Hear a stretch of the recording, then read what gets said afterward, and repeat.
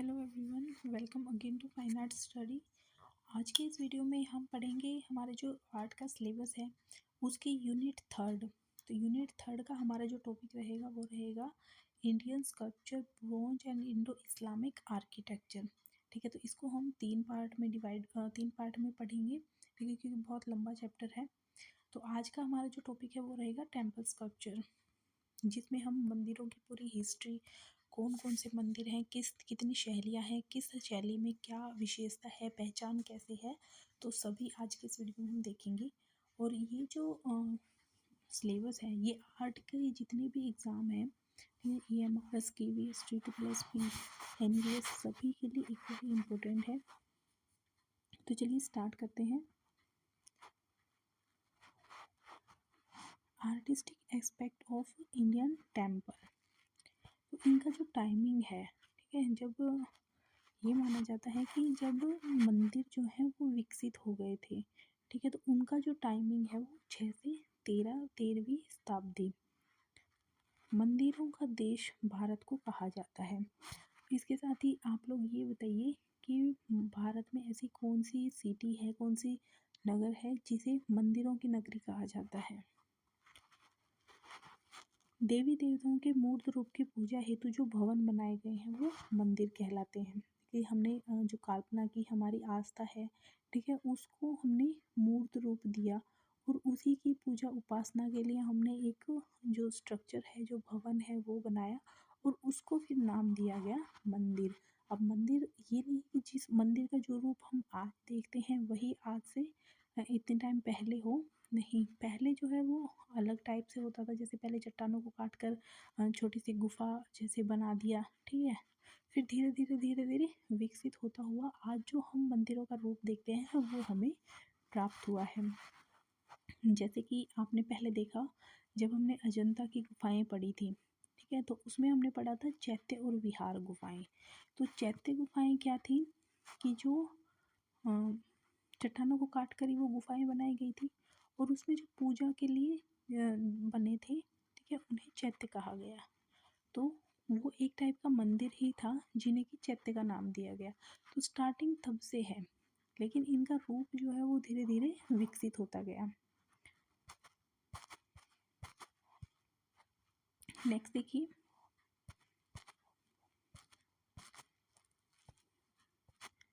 देवी देवताओं की मूर्तियों का अध्ययन मूर्ति विद्या, आइकोनोग्राफी कहलाता है। इसे प्रतिमा विद्या भी कहते हैं।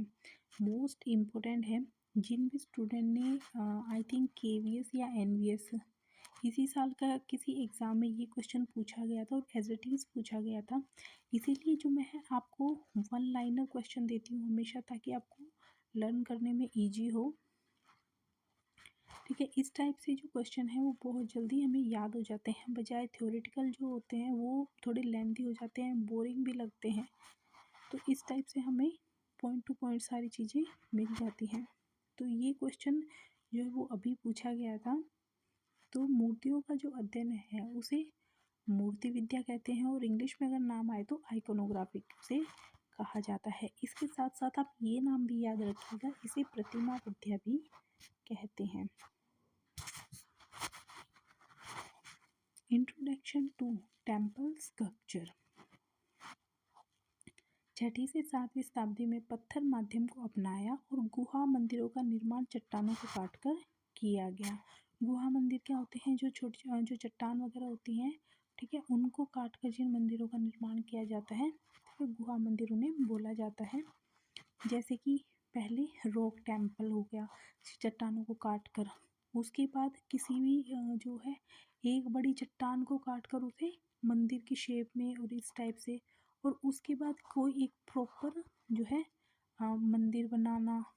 तो ये इस टाइप से इनको जो विकसित है, ये समय के साथ धीरे धीरे विकसित होती गए। उसके बाद मंदिर निर्माण की शैलियों की हम बात करें तो मंदिर निर्माण की 2 शैलियाँ हैं। कौन कौन सी? गुहा शैली और संरचनात्मक। यानी कि इन 2 तरीके से मंदिरों का निर्माण होता था, जैसे कि चट्टान या पहाड़ी को काट कर, या फिर संरचनात्मक यानी कि ईंट और पत्थरों से प्रॉपर मंदिरों को बनाना।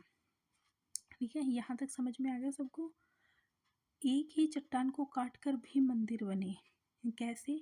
जैसे जब हमने वो अशोक के स्तंभ पढ़ा था, ठीक है? तो अशोक के स्तंभ में हमने पढ़ा था कि जो मोनोलिथिक यानी कि एक ही पत्थर को या एक ही चट्टान को काटकर जो स्तंभ वगैरह बनाए जाते थे, ठीक है? उन्हें मोनोलिथिक कहा जाता था। उसी प्रकार से किसी एक ही चट्टान को काटकर भी मंदिर बनाए जाते थे। गुप्तकालीन मंदिरों की बात करें तो वो काफ़ी छोटे होते थे।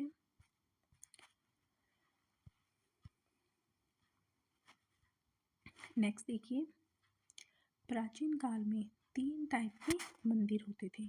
कौन कौन से? संदर, निरंतर और सर्वोत्रोभद्र। अब इनमें क्या डिफरेंस है? जो संदर है उसमें प्रदक्षिणा पथ होता था। अब प्रदक्षिणा पथ को क्या होता है? जैसे कि ये आपका टेम्पल है, ठीक है? तो इसके चारों तरफ आपने देखा होगा कि एक ऐसे राउंड गैलरी सी बनी हुई होती है, जिसमें कि जैसे यहाँ पर किसी भी देवी देवताओं की मूर्ति है, यहाँ से सब लोग पूजा वगैरह करते हैं, ठीक है? और यहाँ से क्या होता था, ऐसे परिक्रमा लगाते हैं सब लोग, ठीक है ना? इस टाइप से इस गैलरी के अंदर अंदर, तो उसे क्या बोलते हैं? उसे बोलते हैं प्रदक्षिणा पथ, ठीक है? तो जहाँ जिस भी मंदिर में प्रदक्षिणा पथ होता था उसे बोलते हैं संदर, और जिस भी में नहीं होता था उसे बोलते हैं निरंतर। आज भी हमें बहुत से ऐसे मंदिर देखने को मिल जाएंगे जिसमें कि प्रदक्षिणा पथ या फिर जो ये होता है ये गैलरी, ये देखने को मिलेगी, और बहुत से मंदिर ऐसे हैं जिनमें नहीं मिलती। सर्वोत्रोभद्र, जिनमें चारों तरफ से प्रवेश कर सकते हैं, यानी कि वो जो मंदिर है वो किसी ऐसे खुले स्थान पर होते थे कि हम किसी भी तरफ से वहाँ पर जाके दर्शन कर सकते थे। तो ये हो गए मंदिर के टाइप। उसके बाद बात करते हैं हिंदू मंदिर के मुख्य भाग। तो पार्ट कौन कौन से होते थे मुख्य मंदिर के, ठीक है? प्रदक्षिणा पथ आपको समझ में आ गया। उसके बाद देखिए एक होता था जगती।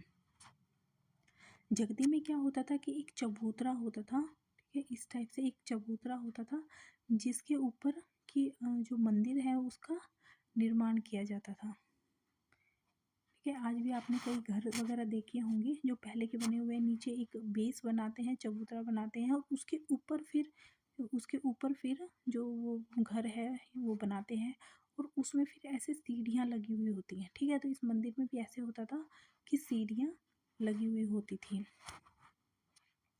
ठीक है? तो एक चबूतरा होता है जिस पर मंदिर का निर्माण होता है। उसके बाद आ जाता है गर्भगृह। सबसे जो अहम हिस्सा है मंदिर का वो होता है गर्भगृह। क्यों होता है? गर्भगृह ऐसा स्थान है जहाँ पर जो भी वो मंदिर जिस देवी देवताओं को समर्पित है उस देवी देवताओं की वहाँ पर मूर्ति होती है, ठीक है? मुख्य कक्ष जहाँ देवी देवताओं की मूर्ति होती है। उसके बाद आ जाता है मंडप। गर्भगृह के सामने एक छोटा छोटा स्तंभ युक्त मंडप, गर्भगृह के सामने ही यहाँ पर, ठीक है? ये जो जगह होती है अंदर की तरफ, वहाँ पर स्तंभ से युक्त वहाँ पर स्तंभ होते हैं इस टाइप से, तो वो एक कक्ष टाइप का होता है।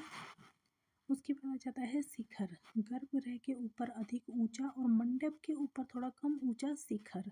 अब शिखर क्या होता है, ठीक है? इस टाइप का बना हुआ होता है मंदिर के ऊपर, और ये याद रखिएगा कि जो गर्भगृह होता था उसके ऊपर का शिखर सबसे बड़ा होता था, और उसके अगर आसपास जो शिखर हैं वो बनाए जाते थे तो वो जो है वो छोटे होते थे, ठीक है?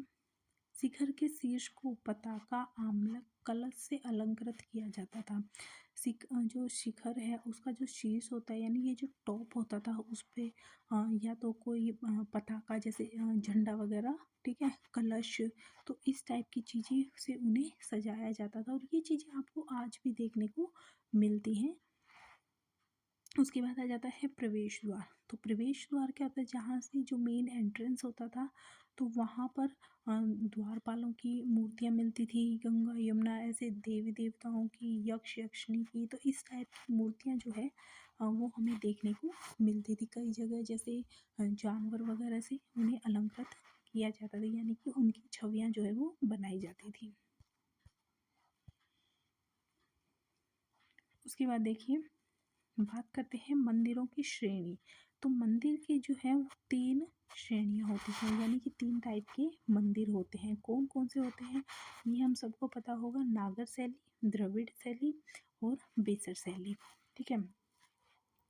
उत्तर में जो शैली होती है नागर शैली, दक्षिण में होती है द्रविड़ शैली, और जो बेसर शैली है वो इन दोनों का मिला जुला रूप है। यानी कि इसमें कुछ विशेषताएं नागर शैली की हैं और कुछ विशेषताएं जो है इसमें आपको द्रविड़ शैली की देखने को मिलेंगी। अब आप ये तीनों एक साथ हैं, आप इनमें डिफरेंस देख सकते हैं। तो देखिए, नागर शैली की हम बात करें तो यहाँ की जो संरचना है ये आपको अंडाकार शेप में देखने को मिल रही है। ठीक है। और उसके ऊपर देखिए थोड़ा सा राउंड राउंड होता हुआ बिल्कुल ऊपर पतली सी आपको जो नोक है वो देखने को मिलती है। इसमें आप देखोगे कि इस टाइप से देखिए एक पिरामिड टाइप का बना हुआ है। ठीक है। और ज्योमेट्रिकल शेप्स आपको इसमें सिर्फ दिखाई देती है।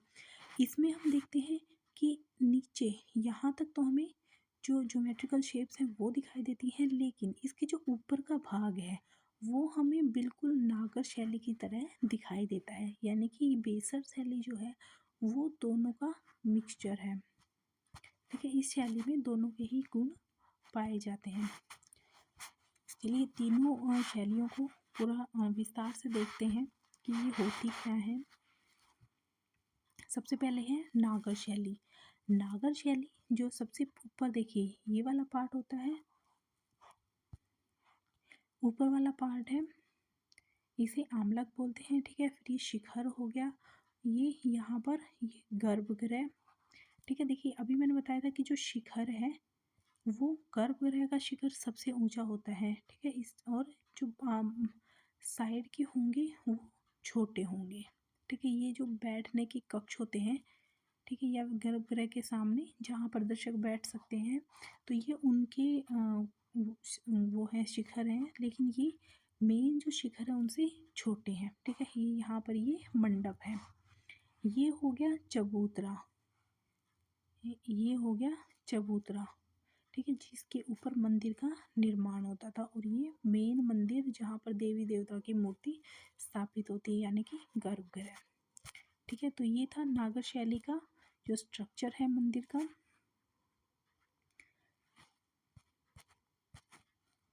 अब देखिए उत्तर भारत की ये शैली है। ठीक है। ये एक एक मतलब वर्ड के पॉइंट है, तो ये आपको याद करने में आसानी होगी। और साथ ही साथ एक बात और कि आप लोग टेलीग्राम चैनल जो है उसको ज्वाइन कर लीजिए, ताकि आपको पीडीएफ मिल जाए इन सभी वीडियोस की और आपको पढ़ने में इजी हो। तो उत्तर भारत की यह शैली है। हिमाचल से लेकर विंध्य पर्वत तक इस टाइप के मंदिर हमें देखने को मिलते हैं, या इस शैली का विकास जो है वो हिमाचल से विंध्य पर्वत तक हुआ है। संरचनात्मक मंदिर स्थापत्य की एक शैली है। गंगा यमुना जैसी देवियों की मूर्ति को गर्भगृह के मुख्य द्वार पर रखा जाता था। मोस्ट इम्पोर्टेंट है, क्योंकि कई बार इनमें डिफरेंस पूछ लिया जाता है। इस लाइन से डायरेक्ट क्वेश्चन बनते हैं। गंगा यमुना जैसी देवियों की मूर्ति को गर्भगृह के द्वार के बाहर रखा जाता था।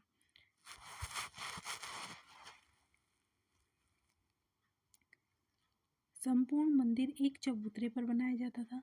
मंदिर में घुमावदार गुंबद होता था जिसे शिखर कहा जाता था। इसे अनुप्रास्थिक भी कहा जाता था।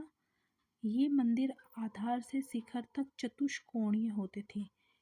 ठीक है। पहले एक शिखर होता था, लेकिन आगे चलकर बहुत से शिखर होने लगे। एक शिखर जो मेन जो मंदिर था हमारा, उसी का गर्भगृह हमेशा सबसे ऊंचे शिखर के नीचे बनाया जाता था। मंदिर के अलग अलग भागों को अलग अलग नाम से जाना जाता है।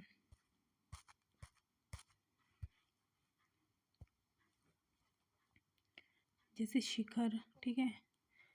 उसके बाद है फमसाना भवन, अधिक चौड़े और ऊंचाई में कुछ छोटे होते। इनकी छतें ऐसी शिलाओं की बनी होती थी जो भवन के केंद्र भाग से ऊपर एक निश्चित बिंदु तक मिली होती थी। और उसके बाद है वल्लभी, ये वर्गाकार भवन होते हैं। तो ये जो है ये तीनों ही, ठीक है, आपकी नागर शैली के टाइप्स, मंदिर के टाइप्स हैं। तो ये आप याद रखिएगा कि या तो एक शिखर होता था, ठीक है, सिंपल सा बनाया जाता था जिसमें सिर्फ एक शिखर होता था। या फिर फमसाना भवन होते थे जिनकी जो छतें हैं वो मतलब केंद्र से होकर एक निश्चित बिंदु तक मिलती थी। ठीक है, अधिक चौड़े होते थे और ऊंचाई इनकी कम होती थी। और जो वल्लभी है वो वर्गाकार जो भवन है वो होते थे। ठीक है, इस टाइप के भवन जो बनाए जाते थे। तो ये सभी जो है ये नागर शैली के ही पार्ट है।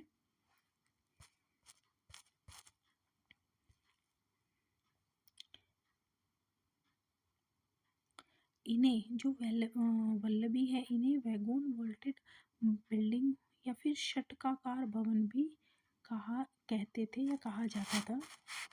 बांस या लकड़ी के बने छकड़े की तरह ये होते थे और मेहराबदार छतों में शिखर का निर्माण होता था। नागर शैली की उपशैलियाँ भी आप देख लीजिए, याद रखिएगा कि पाल, उड़ीसा, खजुराहो और सोलंकी। ठीक है, तो यहाँ पर जो है वो नागर शैली की जो मंदिर शैली है, ठीक है, उस टाइप के मंदिर यहाँ पर बने हैं। उसके बाद बात करते हैं द्रविड़ शैली की।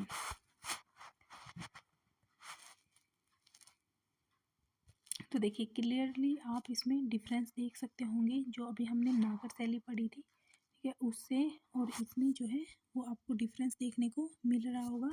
इसमें देखिए सबसे पहले तो जो है, देखिए ये एक जो चारों तरफ है चार दीवारी यहाँ पर बाउंड्री बनी होती है और इसका ये स्ट्रक्चर देखिए आप। ठीक है, एकदम ज्योमेट्रिकल शेप्स में ये बनाया जाता है, जो पिरामिड नुमा वो यहाँ पर बनाया जाता था।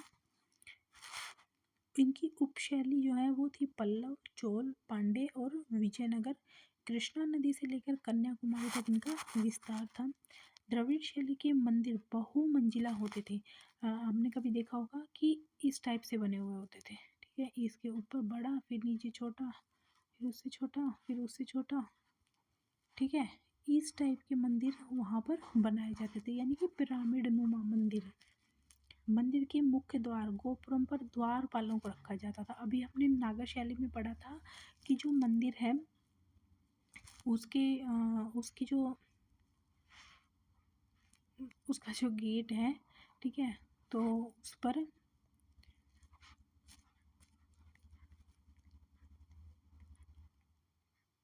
गंगा यमुना, ये देखिए गंगा यमुना को रखा जाता था। और इसी में जो हमारी द्रविड़ शैली है उस पर द्वारपालों को रखा जाता। तो ये बिगेस्ट डिफरेंस है, इसको याद रखिएगा। छोटा सा पॉइंट है लेकिन डायरेक्ट क्वेश्चन इनसे बनते हैं। चार दीवारी से घिरे होते थे और बीच में प्रवेश द्वार होता था जिसे जिसे कि गोपुरम कहा जाता था। याद रखिएगा ये जो प्रवेश द्वार था वो एंट्रेंस था मंदिर का मेन, उसे गोपुरम कहा जाता था। मंदिर गुंबद का रूप है जिसे विमान कहा जाता था।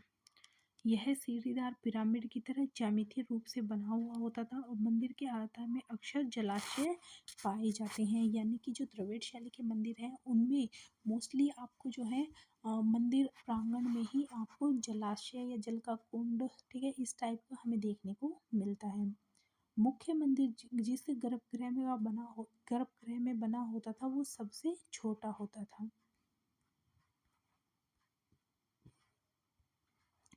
पल्लव काल में पनपी, चोल काल में शीर्ष और विजयनगर में हाश।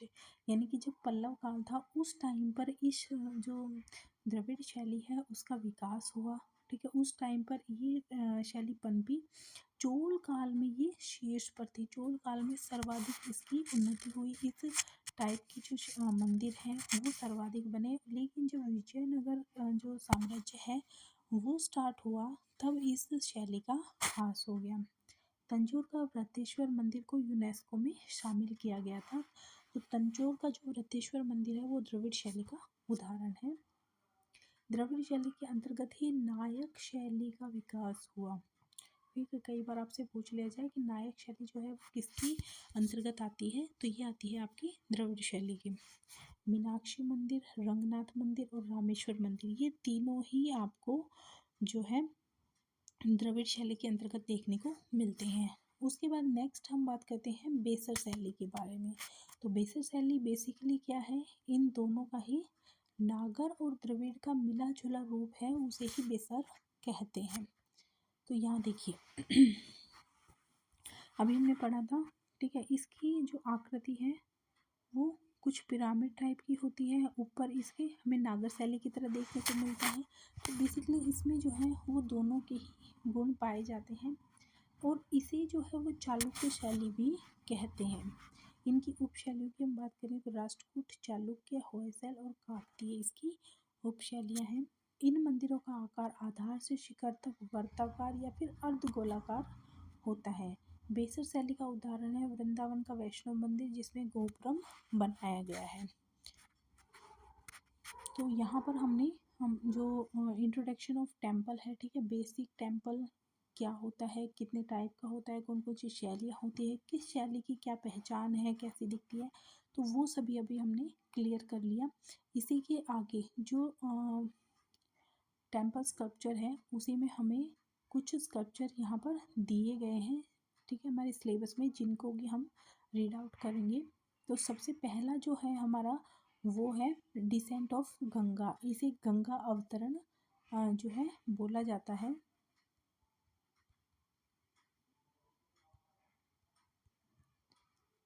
गंगा अवतरण। तो देखिए सबसे पहले एक बार पढ़ लीजिए इसको थोड़ा सा, ताकि आपको अच्छे से समझ में आए।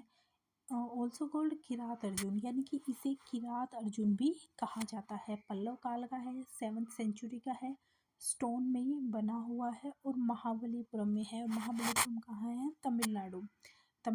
जो महाबलीपुरम है इसे मामल्लपुरम भी कहा जाता है। और ये क्वेश्चन भी बिल्कुल सिंपल सा क्वेश्चन है, ठीक है, मामल्लपुर और महाबलीपुरम, लेकिन फिर भी ये पूछा गया था DSSB में।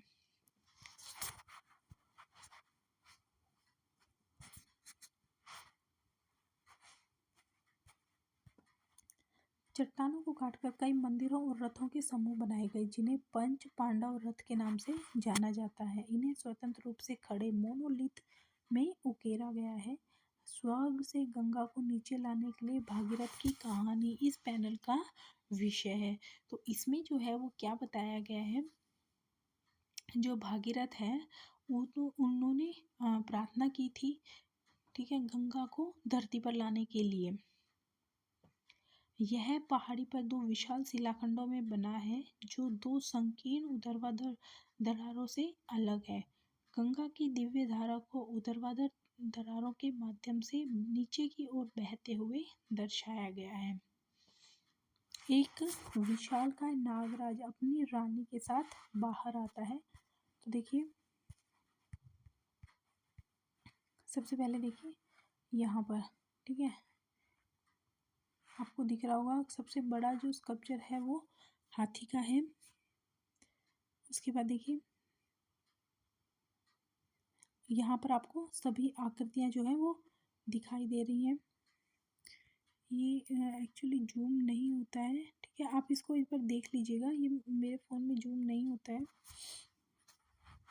तो भागीरथ जो है वो खड़े हैं और उनके पास भी जो है शिव जी खड़े हैं। अनेक गंधर्व हैं, जो देवी देवता हैं, वो भी आकाश से यहाँ से देखिए ऊपर से इस टाइप से इनको भी देखते हुए दर्शाया गया है, मानो ये आकाश से देख रहे हैं ये जो दृश्य है इसको। नागराज जो है वो भी अपनी पत्नी के साथ यहाँ पर आते हैं। तो उन सभी को बहुत बारीकी से यहाँ पर उकेरा गया है।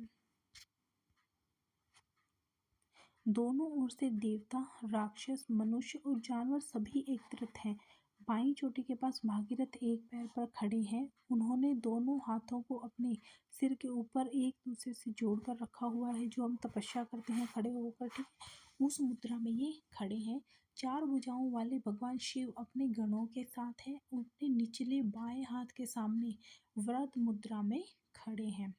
बाएं शिलाखंड के निचले स्तर पर योगियों का एक समूह एक पल्लव मंदिर के आसपास इकट्ठा हुआ है और 3 योगी जो है वो योग मुद्रा में बैठे हैं। दाहिने ओर के शिलाखंड पर एक हाथी परिवार, एक विशाल बैल, एक गाय को उसके बछड़ों के साथ चित्रित किया गया है। देखिए यहाँ पर जो है बीच में जो दरार टाइप की दिखाई गई है, तो इसको बेसिकली जो पानी आता है, ठीक है, उस प्रतीकात्मक रूप में यहाँ पर दर्शाया गया है। तो ये हमारा जो यूनिट थर्ड है हमारी, उसका फर्स्ट पार्ट जो कंप्लीट होता है। ठीक है, इसी का जो इंट्रोडक्शन ऑफ टेम्पल्स, अब इसी का जो नेक्स्ट है सेकंड पॉइंट, उसमें हम कुछ जो स्कल्पचर हैं, ठीक है, गुफाओं के चित्र हैं, उनके बारे में पढ़ेंगे। तो ये नेक्स्ट वीडियो में पढ़ेंगे। तब तक आप चैनल को लाइक कीजिए, सब्सक्राइब ज़रूर कीजिएगा जिन्होंने भी नहीं किया है, और ज़्यादा से ज़्यादा शेयर कीजिए, और साथ ही साथ टेलीग्राम चैनल को ज़रूर ज्वाइन कर लें, ताकि आपको जो अगर नोटिफिकेशन है वो भी मिलता रहे वीडियो का, और साथ ही आपको पीडीएफ भी मिलती रहे। Thank you.